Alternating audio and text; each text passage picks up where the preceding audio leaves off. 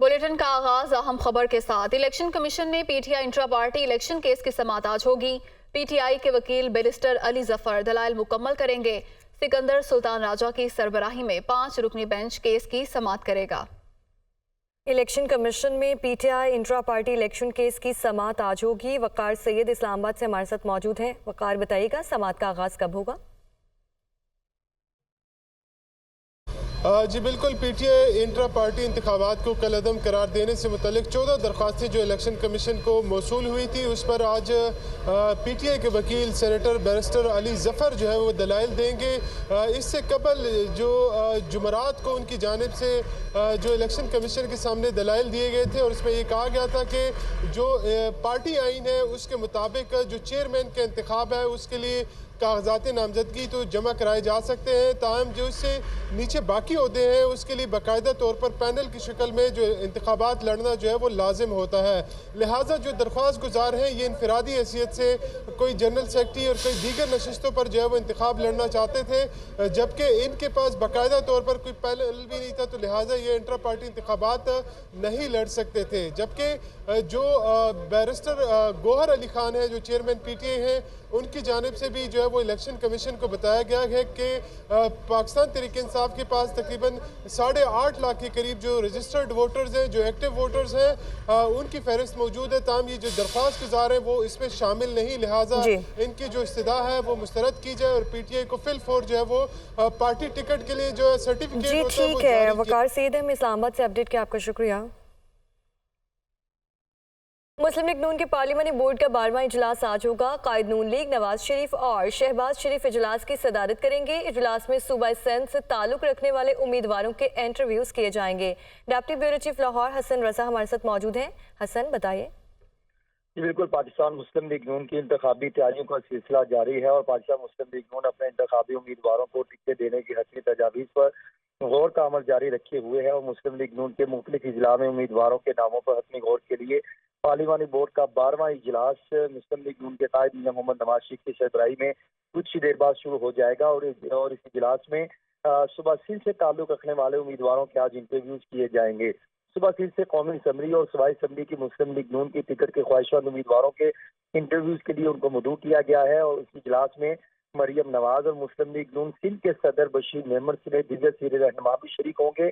आज के इजलास में सिंध में एमक्यूएम, जीडीए और जमीयत उलमा इस्लाम फे के साथ मुमकिन सीट एडजस्टमेंट के तहत लीगी इत्तेहादी उम्मीदवारों का भी फैसला किया जाएगा।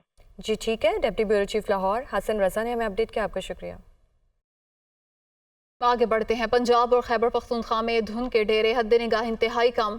मोटरवे M3 फैजपुर से रुझाना तक और लाहौर सियालकोट मोटरवे को भी बंद कर दिया गया। मोटरवे M4 पर अब्दुल हकीम से पिंडी भट्टियां तक ट्रैफिक मुअत्तल है। मोटरवे M5 शेर शाह से उच्च शरीफ तक धुंध की वजह से बंद। तर्जुमान मोटरवे की शहरियों को एहतियाती तदाबीर अपनाने की हिदायत। पंजाब और खैबर पख्तूनख्वा के मुख्तलिफ इलाकों में धुंध के डेरे हैं और हद निगाह इंतहाई कम हो गई। लाहौर और अतराफ में धुंध और स्मोक के डेरे। शहर में स्मोक की औसत शरह 205 रिकॉर्ड की गई। आलूदगी के एतबार से लाहौर दुनिया में चौथे नंबर पर आ गया। शहर में इस वक्त कम अज कम दर्जा हरारत 5 जबकि ज्यादा से ज्यादा 21 डिग्री सेंटीग्रेड रिकॉर्ड किया जा रहा है।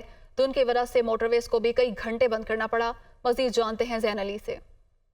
बिल्कुल, लाहौर शहर और इसके नवाही इलाकों में शदीद धुंध पाई जा रही है। धुंध ने पूरे तरीके से अपने डेरे जमा लिए हैं और शहर में हद निगाह जो है वो 30 से 40 फुट के तक बताई जा रही है, जबकि मोटरवे के ऊपर हद निगाह जो है वो भी 20 से 30 फुट बताई जा रही है। मुकम्मल तौर पे डेंस फोग है। मोटरवे पुलिस की जानिब से शहरियों की हिफाजत के लिए मोटरवे को बंद कर दिया गया है, जिसकी तफसीलात कुछ यूं है कि M2 को बाबू साबू इंटरचेंज से कोट मोमिन तक बंद किया गया है। लाहौर सियालकोट मोटरवे मुकम्मल तौर पे बंद कर दी गई है। M4 अब्दुल हकीम से पिंडी भट्टियां तक बंद कर दी गई है, जबकि M3 फैजपुर से रजाना तक धुंध के बायस बंद कर दी गई है। Welcome back. सिंध और बलोचिस्तान के सार्फिन के लिए गैस 226.8 रुपए फी MMBTU महंगी होने का इम्कान है। सुई सदर ने भी गैस महंगी करने की दरख्वास्त दायर कर दी। इसी हवाले से बात करेंगे नुमाइंदा जीशान यूसुफ जई से। जी जीशान।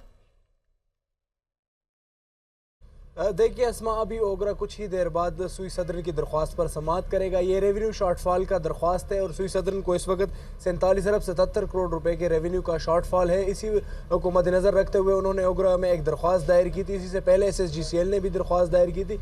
अभी सुई सदरन की ये दरख्वास्त आई है जिसमें उन्होंने कहा है कि 226 रुपये से ज़्यादा फ़ी MMBTU इजाफा किया जाए और जो फ़ी MMBTU की नई कीमत है वो 1696 रुपये और 39 पैसे मुकर्रर की जाए। मौजूदा जो कीमत है जो सिंध और बलूचिस्तान के सारिफिन के लिए फ़ी MMBTU वो है 1470 रुपये और 21 पैसे। मजमूई तौर पर ये 226 रुपये 18 पैसे इजाफा मांगा गया है। और अगर मैं आपके साथ मज़ीद तफसीलात शेयर करूँ तो दरख्वास्त में बताया है कि बलूचिस्तान में रेवेन्यू शॉर्टफॉल जो है वो 95 रुपये और 40 पैसे फ़ी MMBTU है। ट्रांसमिशन एंड डिस्ट्रीब्यूशन लागत कीमत में 150 रुपये और 67 पैसे फ़ी MMBTU दी जाए। दरख्वास्त में ये भी कहा गया है कि रुपये की कदर की कमी में फ़र्क से 40 रुपये 96 पैसे फ़ी MMBTU जो है वो कमी का सामना है, लिहाजा ये भी मुकर्रर की जाए। ये तो रेवेन्यू शॉर्टफॉल के जो है दोनों कंपनियों की जानिब से ओगरा ने दरख्वास्त आगाह किया।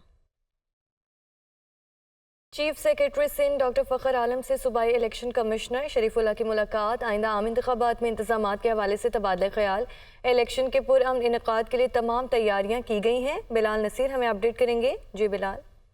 जी बिल्कुल, ये चीफ सेक्रेटरी सिंध और सूबाई इलेक्शन कमिश्नर जो है सिंध उनकी मुलाकात हुई है और उसमें जो इंतखाबात हैं उस पर तफसीली जायजा लिया गया है। चीफ सेक्रेटरी सिंध कहते हैं कि हुकूमत सिंध की जानिब से जो इलेक्शन के पुरअमन इनेकाद की तैयारियां जो हैं वो कर ली गई हैं। इसके साथ साथ ट्रांसपोर्ट और सिक्योरिटी का जो प्लान है वो भी तैयार कर लिया गया है। शफाफ इंतखाबात के हवाले से इलेक्शन कमीशन को जो है तमाम तर सहूलियात जो है फराहम की जाएंगी और उसकी यकीन दहानी कराई गई है। इलेक्शन कमीशन को ये भी यकीन दहानी कराई कि 8 फरवरी 2024 को जो आम इंतखाबात कराने हैं उसकी तमाम तर जिम्मेदारियां जो हैं वो हुकूमत सिंध पूरी कर रही है और सिक्योरिटी के हवाले से भी एक मजमूई प्लान तैयार किया है। जी, प्लान तैयार किया गया है। कराची से बिलाल नसीर ने अपडेट किया, आपका शुक्रिया। पेशावर रीजन में मशहूर अफगान कारोबारी शख्सियात की छानबीन। अफगान शख्सियात में से बेशतर के पास पाकिस्तानी शनाख्ती कार्ड मौजूद।